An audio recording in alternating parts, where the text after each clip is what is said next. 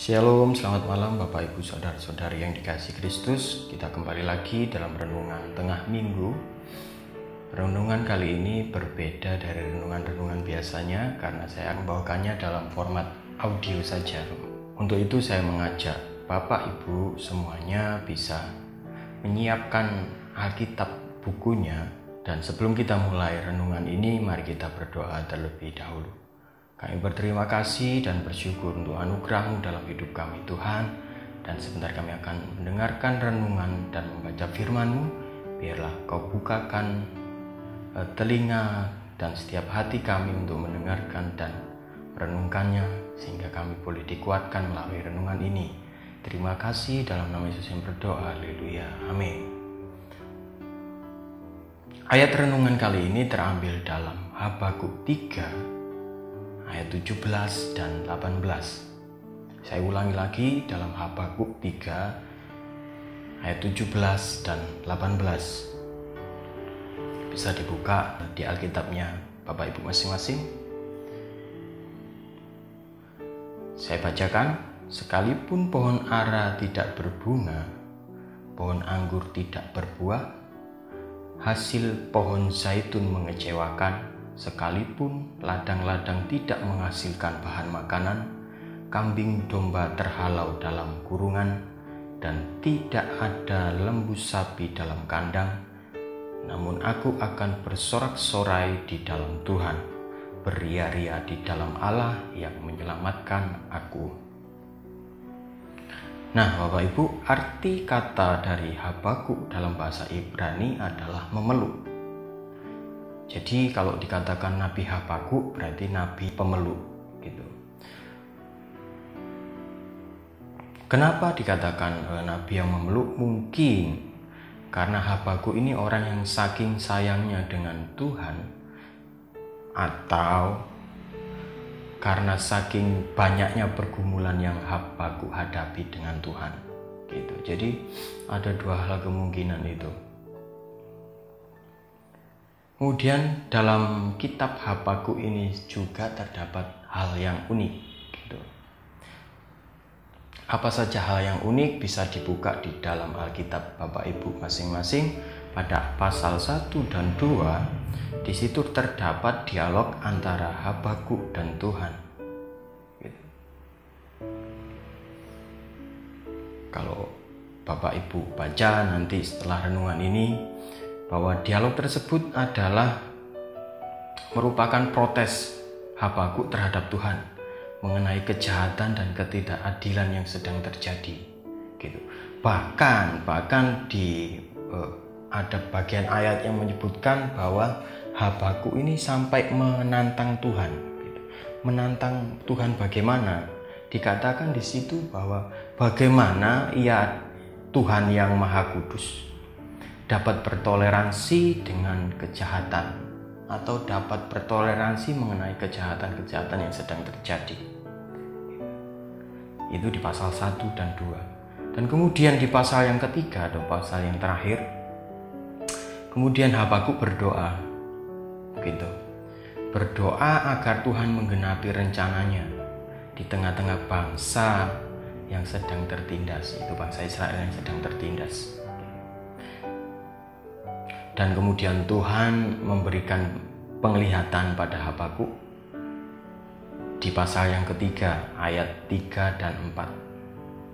Saya ulang lagi, Tuhan memberikan penglihatan di pasal yang ketiga di ayat yang 3 dan 4. Saya bacakan ayat 3 dan 4. Allah datang dari negeri Teman, dan yang Maha Kudus dari pegunungan Paran. Keagungannya menutupi segenap langit, dan bumi pun penuh dengan pujian kepadanya. Ada kilauan seperti cahaya, sinar cahaya dari sisinya, dan disitulah terselubung kekuatannya. Dari penglihatan itu menimbulkan perasaan yang gentar, ketakutan. Jadi Habakuk ini ketakutan karena melihat penglihatan tersebut. Itu ada di ayat yang ke-16. Di Bapak Ibu baca di Alkitabnya ayat yang ke-16, pasal yang ketiga.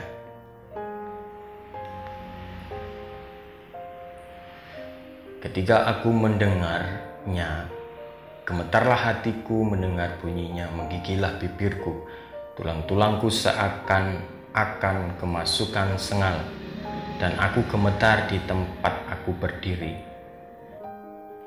Tapi kemudian karena Habakuk ini gemetar, ketakutan gitu, di ayat yang ke-16, selanjutnya ini yang membuat respon Habakuk ini sungguh luar biasa. Kita bisa melihat dalam ayat yang ke-17 dan 18 pada pasal yang ketiga yang sudah saya bacakan tadi, atau Bapak Ibu bisa baca lagi sendiri di Alkitabnya masing-masing. Dikatakan di situ, sekalipun pohon ara tidak berbunga, pohon anggur tidak berbuah, hasil pohon zaitun mengecewakan, sekalipun ladang-ladang tidak menghasilkan bahan makanan, kambing domba terhalau dalam kurungan, dan tidak ada lembu sapi dalam kandang, namun aku akan bersorak-sorai di dalam Tuhan, beria-ria di dalam Allah yang menyelamatkan aku. Nah, itu respon yang sungguh luar biasa yang dilakukan oleh Habakuk.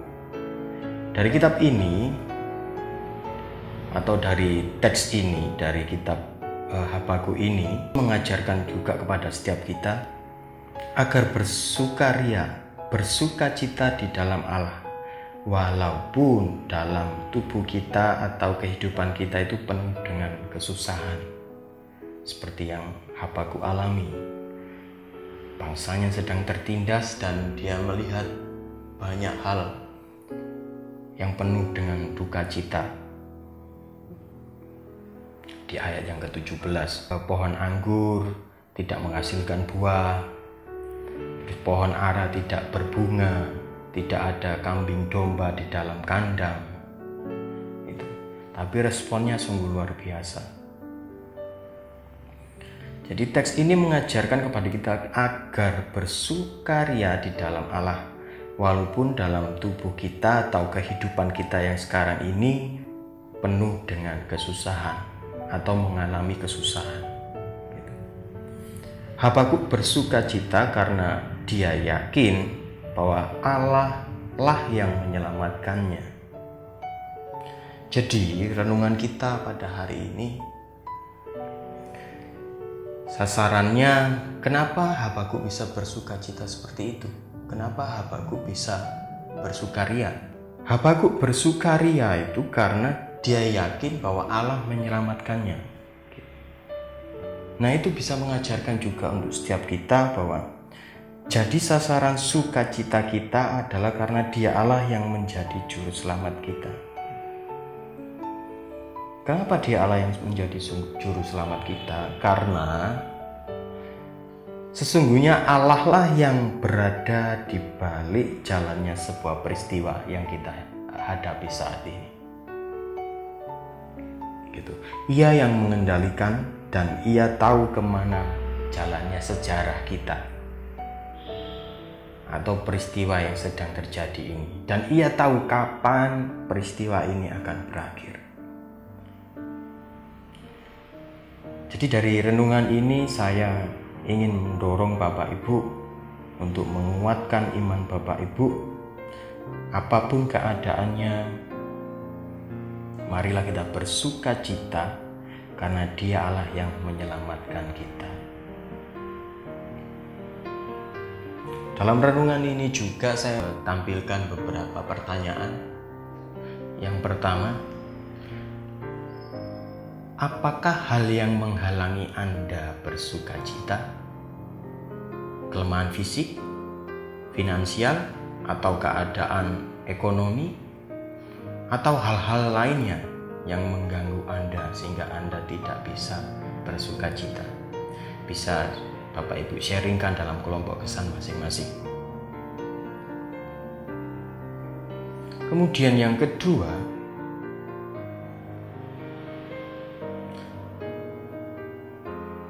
doakan anggota kesan Bapak Ibu.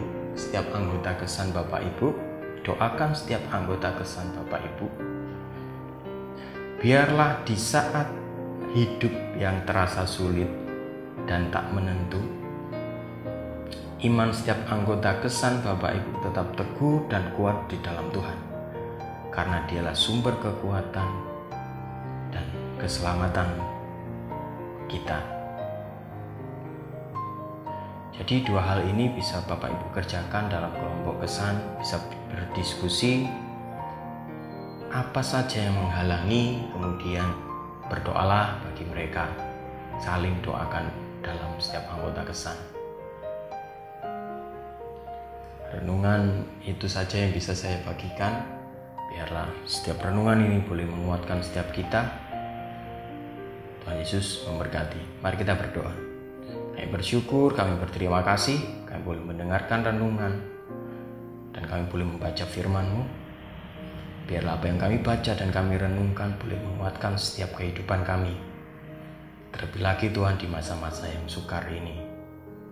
Dan biarlah pengharapan kami hanya kepadamu, dan iman kami tetap kuat dan teguh dalam mengirim Engkau.